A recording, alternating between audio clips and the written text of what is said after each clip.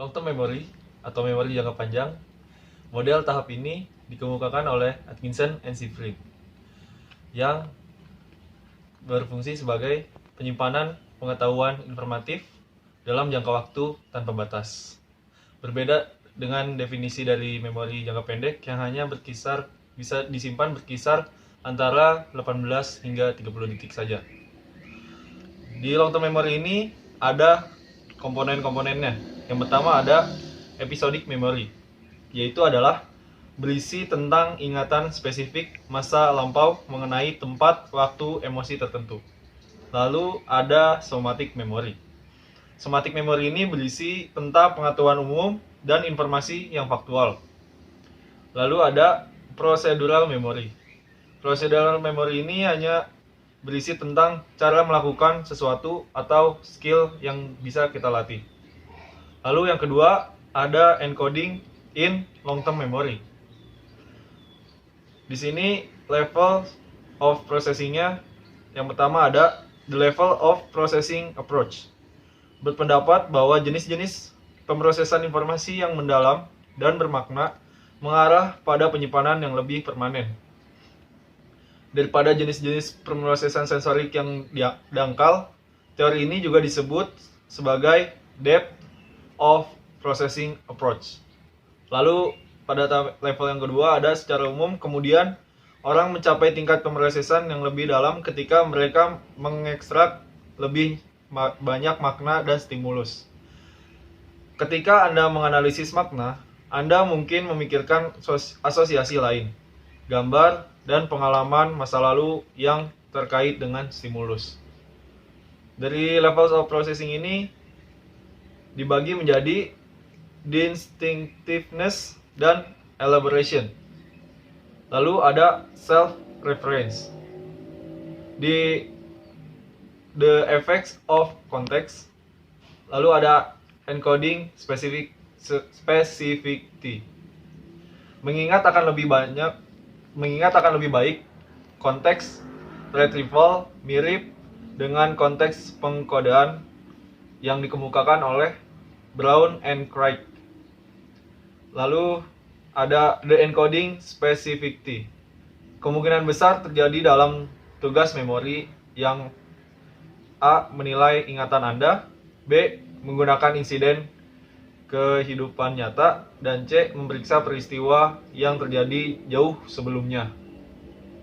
Lalu yang ketiga pada long term memory ada retrieval, yaitu adalah pengingatan kembali masa lampau. Biasanya ada dalam retrieval ini ada implicit memory test. Lalu ada repetition priming test. Ada explicit memory test. Lalu ada faktor yang mempengaruhi long term memory seperti isyarat, terus ada asosiasi dengan diri, pelatihan, pengulangan, mood, dan amnesia. Dari lalu yang keempat ada autobiographical memory.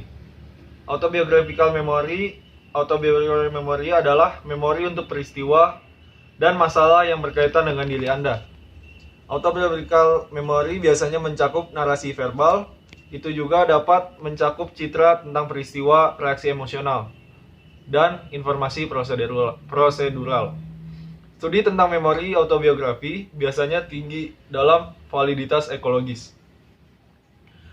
Sebuah penelitian memiliki validitas ekologis jika kondisi di mana penelitian dilakukan mirip dengan pengaturan alami yang dihasilkan akan diterapkan. Karakteristik penting dalam memori. Meskipun kadang-kadang kita membuat kesalahan, ingatan kita sering akurat untuk berbagi informasi. Misalnya, orang dewasa dapat mengingat nama-nama jalan di dekat rumah masa kecil mereka dan materi dari buku teks sekolah dasar mereka. Ketika orang melakukan kesalahan, mereka umumnya memperhatikan detail peripheral dan informasi spesifik tentang peristiwa biasa, bukan informasi utama tentang peristiwa yang penting. Lalu ada ingatan, kita sering kemudian menggabungkan informasi.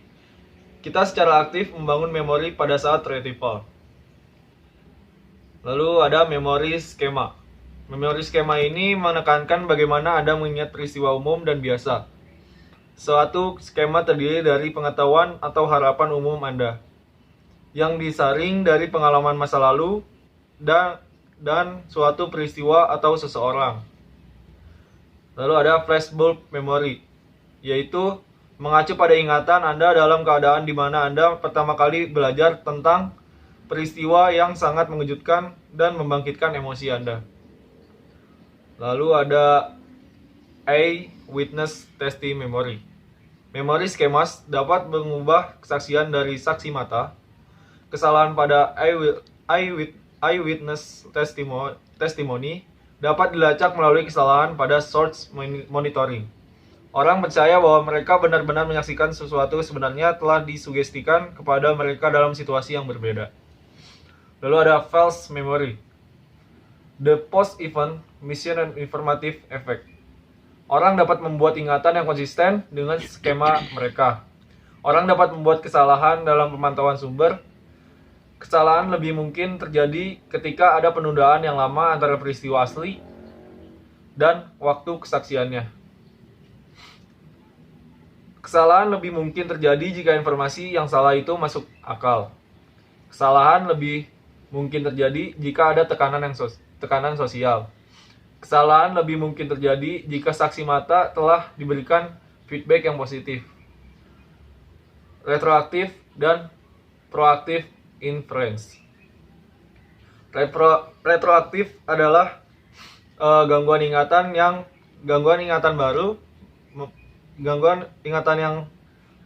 lama mengganggu ingatan yang baru. Dan proaktif inference yaitu memori yang baru mengganggu memori yang lama.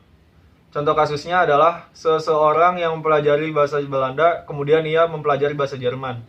Maka saat belajar bahasa Jerman, kata-kata informasi tentang bahasa Belanda mengganggunya untuk belajar bahasa Jerman. Saat UAS, lalu contoh yang kedua ada saat UAS, karena si A sudah sebelumnya belajar mengenai long term memory, maka ia mengerjakan UAS-nya dengan lancar. Sekian penjelasan dari long term memory. Mohon maaf bila ada kesalahan. Jangan lupa like, komen, dan subscribe, oke? Sampai jumpa lagi.